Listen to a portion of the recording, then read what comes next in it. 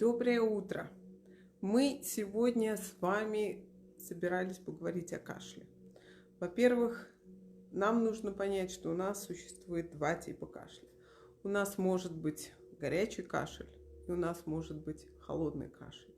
У нас может быть сухой кашель, горячий, когда вы кашляете без мокроты, и нам нужно будет смягчить ваши легкие. Для этого вы можете использовать чай из хризантем, вы можете добавлять мяту и так называемый белый лишайник. Я о нем уже часто упоминала на своей страничке, поэтому если вы пролистаете мои видео, вы увидите даже несколько рецептов с этим лишайником. Теперь при холодном кашле с мокротой нам нужно будет согреть ваши легкие, поэтому мы будем использовать имбирь как согревающая часть. Мы делаем чай с имбирем. Теперь я покажу вам точки, которые мы будем массировать при кашле. В этом случае мы с вами не будем думать о том, какого типа у нас кашель, потому что они будут работать для обоих вариантов. Наши первые две точки – это точки легких. Мы помним, что меридиан легких идет у нас от большого пальца, идет дальше наверх. Первая точка, которая нам будет нужна, будет находиться под большим пальцем у запястья. Вот здесь вот как раз, если вы наклоните ваше запястье, образуется ямочка. Вот здесь под большим пальцем вы нащупаете достаточно болезненную точку. Вот эту точку вы будете массировать. Теперь, если мы пойдем по этой же линии от большого пальца дальше наверх к вашему локтю.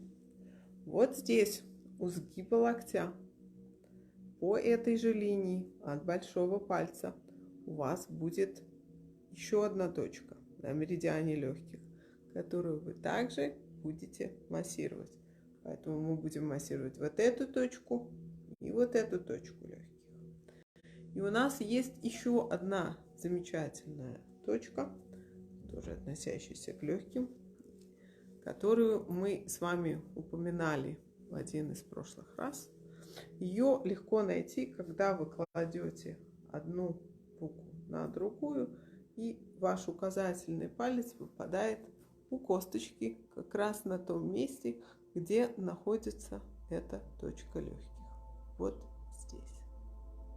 Теперь мы добавим к этим точкам замечательный массаж, который не только помогает вам убрать ваш кашель, но он помогает вернуть вам ваш голос.